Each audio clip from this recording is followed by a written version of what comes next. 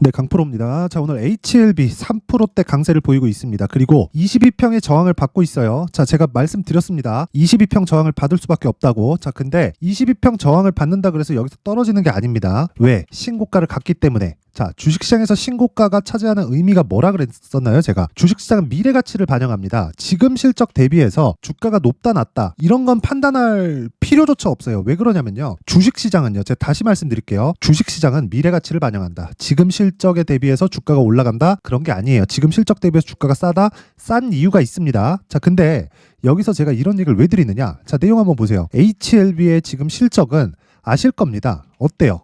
이래요. 적자예요. 5년치 돌려볼까요? 이렇습니다. 뭐예요? 다 적자예요. 그쵸? 근데 왜 신고가를 만들었을까요? HLB가 작전주라서 그런 거 아니냐? 급등주라서 그런 거 아니냐? 이렇게 보시는 분들을 위해서 제가 하이닉스를 통해서 이야기를 해드릴게요. 하이닉스. 자, 내용을 한번 보시면 하이닉스 보세요. 지금 어때요? 신고가입니다. 그쵸? 한 달 전에 어때요? 신고가입니다. 그쵸? 계속 신고가예요. 그러면 6개월 전에 어때요? 신고가입니다. 자, 긴 말 드리지 않을게요. 근데 어떻게 돼요? 23년도에 적자가 예정되어 있습니다. 그쵸? 분기 실적 한번 볼게요. 22년 1분기 3조 4천억 적자, 23년 2분기, 그쵸? 23년 1분기입니다. 그리고 2분기 2조 8천억 적자, 그리고 23년 3분기 1조 7,900억 적자, 그리고 23년 4분기 890억 적자입니다. 올해는 그냥 적자 확정입니다. 그냥 무조건이에요. 천지가 개벽해도 하이닉스는 적자다. 근데 어때요? 신고가다. 왜 이렇게 올라가요? 가격이 먼저 반영하니까. 자, 요 내용을 가지고 HLB에 정확하게, 그쵸? 대입해서 보면 지금 어때요? 신고가를 만들었다. 근데 왜 신고가를 갔어요? 미래가치를 반영해서. 미래가치 뭐 나와요? FDA에서 판매허가 신청이 나오면 뭐가 나옵니까? 미국 내에서 직판이 된다. 이랬을 때 기본적인 마진율이 80% 이상입니다. 자, 근데 물론 여기서 뭐 유통이나 이런 부분, 여러 가지 뭐 운반비나 뭐 창고비나 이런 것들 기본적으로 들어가는 비용들 있죠.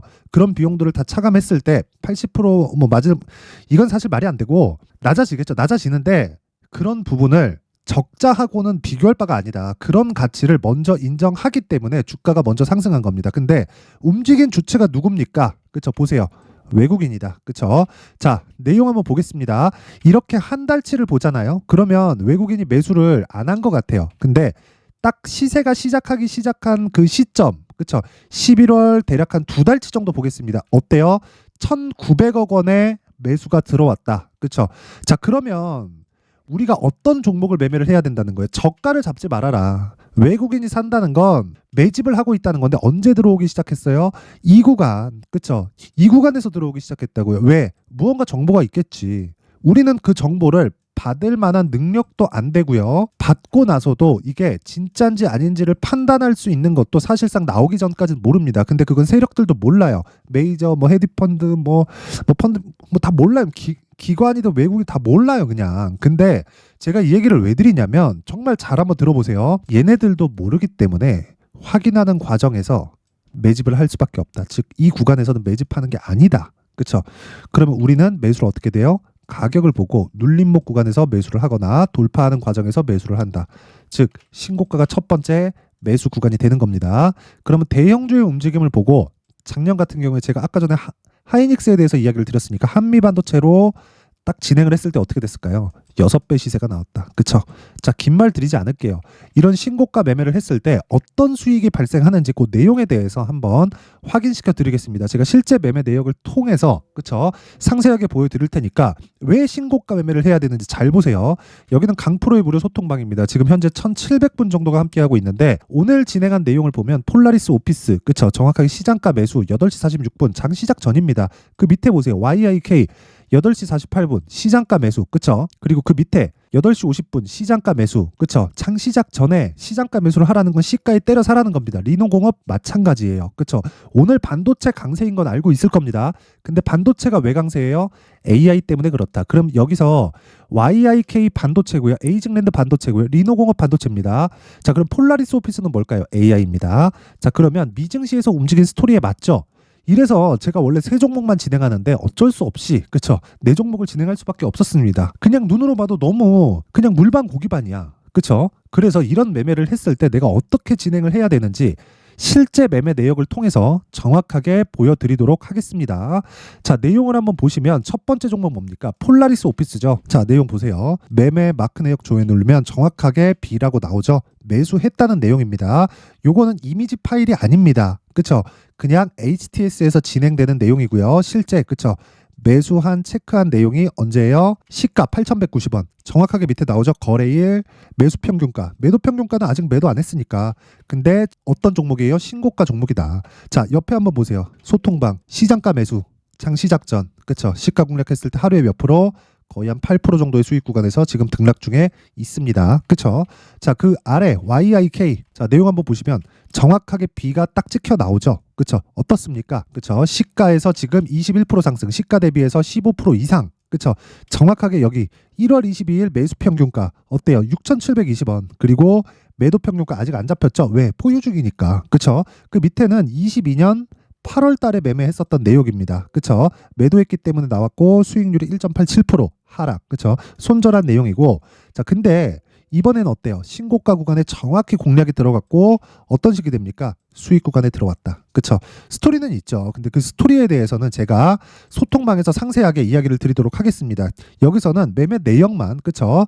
확인해 보시면 됩니다. 오전 8시 48분 그리고 시장가 매수 그쵸? 정확하게 진행된 내용이 있고 신고가 돌파 구간에 정확한 공략이 이루어졌고 하루에 15% 이상 그쵸? 수익 구간에 들어왔다.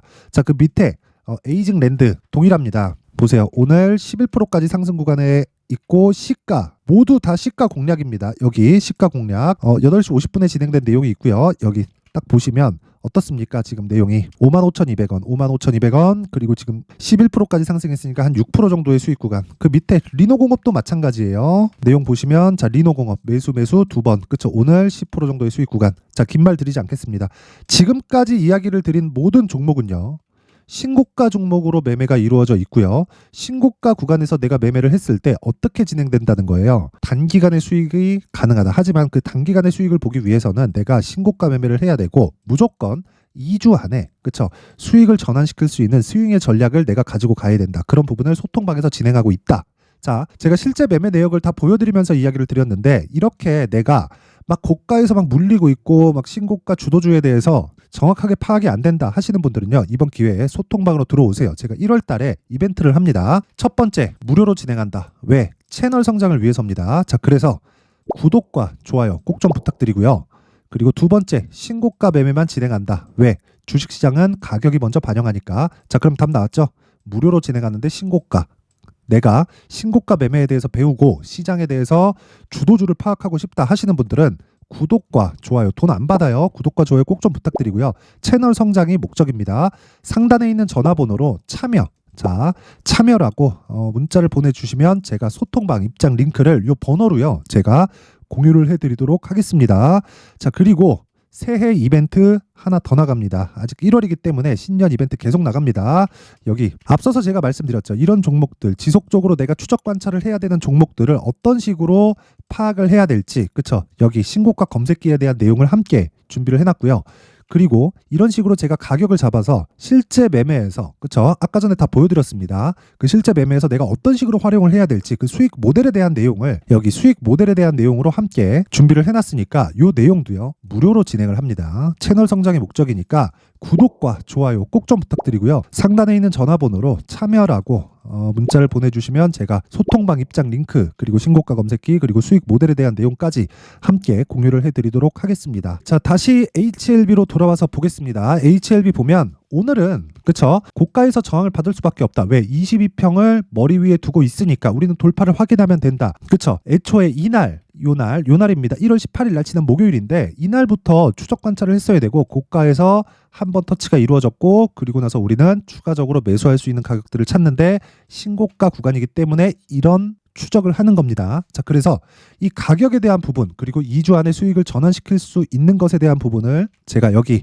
HLB의 가격 그리고 단기 보유 전략으로 함께 준비를 해놨는데 이것도요 2주 안에 그쵸? 아까 전에 제가 소통방에서 어떻게 진행하는지 정확하게 보여드렸죠. 2주 안에 수익 전환을 시킬 수 있는 그 내용 그리고 그 가격에 대한 부분을 디테일해야겠죠. 왜?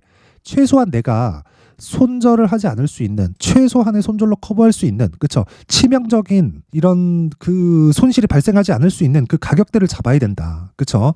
그래서 그 내용이 상당히 많아요. 여기 20페이지에 걸쳐서 좀 긴데, 요것도 제가 영상에서 이야기를 드리잖아요. 그러면 진짜 한 2-3시간 정도 이야기를 해야 되고, 편집 시간도 너무 오래 걸립니다. 그래서 제가 이렇게 준비를 해놓은 거고, 채널 성장이 목적입니다. 자, 그래서 이것도 구독과 좋아요, 돈 안 받아요. 돈 안 받고 구독과 좋아요 꼭 좀 부탁드리고요.